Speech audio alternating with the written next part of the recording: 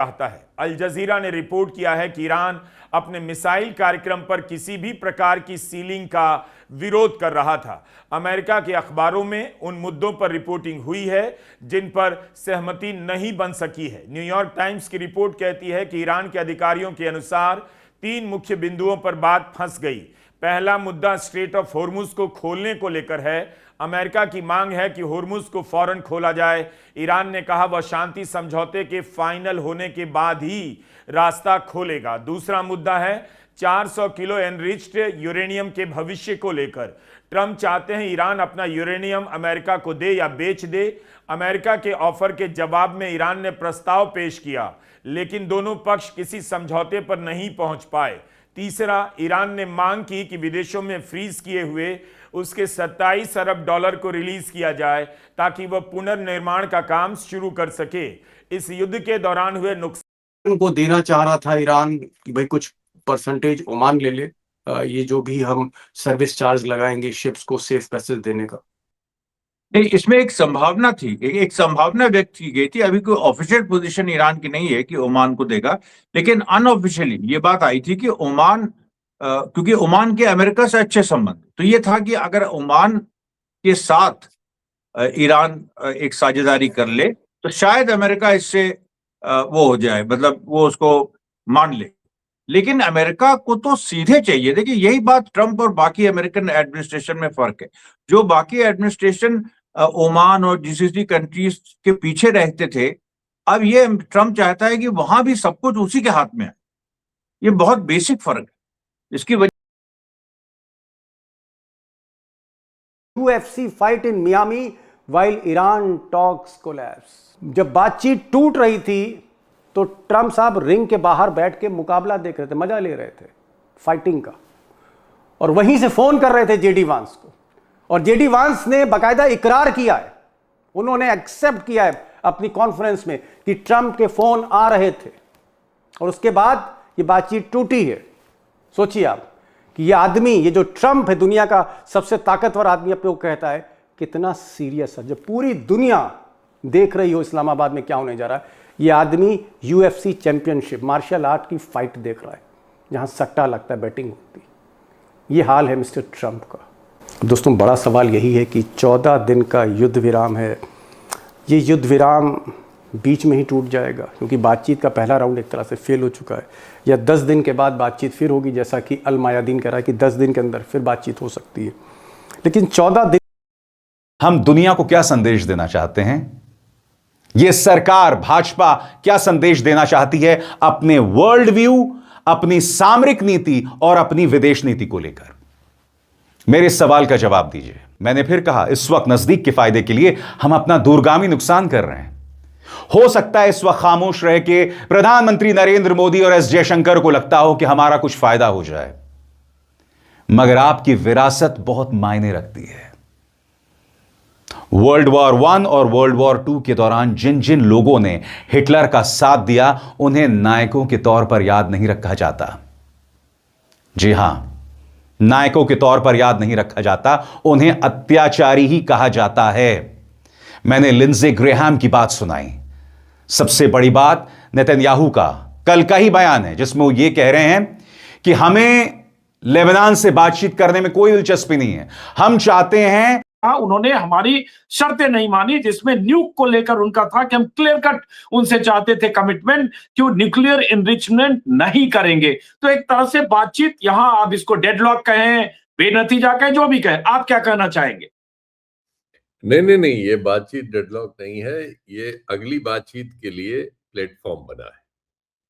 अभी दोनों अपने अपने घर जाएंगे, अपने अपने ठंडे दिमाग से सोचेंगे, अपने दोस्तों से बात करेंगे। अमेरिका का तो मामला ऐसा नहीं है, लेकिन ईरान का है। ईरान अपने दोस्तों से, मतलब पर्टिकुलरली चीन से, रूस से, पाकिस्तान तो चलिए मीडिएशन का काम कर रहा है, लेकिन एक्चुअली वो इन लोगों से बात करेंगे और अपने यहाँ बात करेंगे। उनके यहाँ अपना जो सिस्टम है, जैसा भी है, लेकिन ईरान तो ये तय करके आया था कि इन चीजों पे उसको बज नहीं करना है, और अमेरिका तय करके आया था कि वो अपना, जैसा वो शुरू बुली करते हैं शुरू में, वो शुरू में ऐसी चीजें रख देते हैं जिन पे सहमति नहीं हो सकती। जिस तरह की सहमति इस समय चैनल पे कह रहा हूं, अगले 2-4 दिनों में जब बात होगी तो तब फिर हम इस पर चर्चा करेंगे कि अमेरिका को ये मानना ही पड़ेगा ईरान की बात कि स्टेट ऑफ हॉर्मुज वो दादागिरी से नहीं खुलवा सकता, ईरान की रजामंदी से ही खुलवा सकता है। और जाहिर है कि उसमें ईरान की टर्म्स शामिल होंगी। उसमें वो ये कर सकता है कि जो टोल वसूल करने की बात कर रहा है उसमें वो कुछ रियायत कर दे, या उसमें कुछ ये कर दे कि अपने फ्रेंडली कंट्रीज के लिए, जैसा उसने पिछले 40 दिनों में खोला था कि कुछ भारत समेत चीन और रूस के लिए, उस तरह से वो खोल दे। लेकिन अमेरिका से तो वो तावान वसूल करेगा, हर कीमत पर करेगा। और अब बुश साहब, ट्रम्प साहब के लिए ये मसला बन गया है कि वो इस बातचीत को छोड़ करके नहीं जा सकते। उन्हें किसी न किसी बहाने से ये बातचीत जारी रखनी पड़ेगी। वो 18 को चीन जा रहे हैं। आप यकीन मानिएगा, इस बात को ध्यान रखिएगा कि वो 18 से पहले तो इस पर कुछ भी नहीं होगा। मध्यस्थता करता तो भारत की स्थिति पाकिस्तान से कहीं बेहतर थी। हमने एक स्वर्णिम मौका गंवा दिया। क्यों? क्योंकि जब सुप्रीम लीडर खामेनी की मौत हुई थी तब हमारे प्रधानमंत्री खामोश थे। जब एक अमेरिकी टॉर्पीडो से एक ईरानी जहाज को भारतीय महासागर में मार गिराया था, हमारे प्रधानमंत्री खामोश थे। जब मिनाब में एक स्कूल पर अमेरिका और इस्राएल ने हमला किया था, 160 बच्चे मारे गए थे, हमारे प्रधानमंत्री खामोश थे। हमने एक स्वर्णिम मौका गंवाया था। लिहाजा भारतीय गोदी मीडिया को यह फरमान जारी कर दिया गया था कि आपको इस बातचीत को इंडिया वर्सेस पाकिस्तान बनाना है। मैं आपसे एक चीज जानना चाहता हूं, क्या भारतीय पत्रकारों, भारतीय गोदी मीडिया का कोई वर्ल्ड व्यू नहीं है? और सबसे बड़ी बात, दुनिया हमें जलील कर रहा था। हमें, खैर मैं अपने आप को गोदी मीडिया में शामिल नहीं करता हूं, दुनिया इस गोदी मीडिया को जलील कर रहा था। और मैं आपको एक मिसाल देना चाहता हूं। टाइम्स नाउ में एक चर्चा हो रही है और ईरान इज़राइल के बीच जो कहा था कि दोस्तों कि इनके बीच जो जंग है वो जारी है। इस्लामाबाद मीटिंग पूरी तरह से फ्लॉप रही है दोस्तों। शर्तें ना ईरान मानने को तैयार है, ना इज़राइल मानने को तैयार है। ठीक है, सब कुछ ठीक चल रहा था, फ़ोन गया। बताया जा रहा है कि नेतन्याहू को फ़ोन गया और उसके बाद सब बिगड़ गया।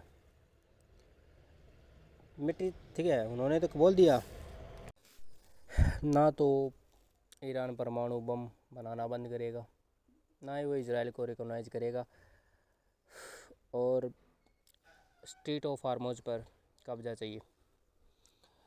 अमेरिका ने कहा कि वो तुम्हारी जो ये हुआ है वो फंड नहीं देगा।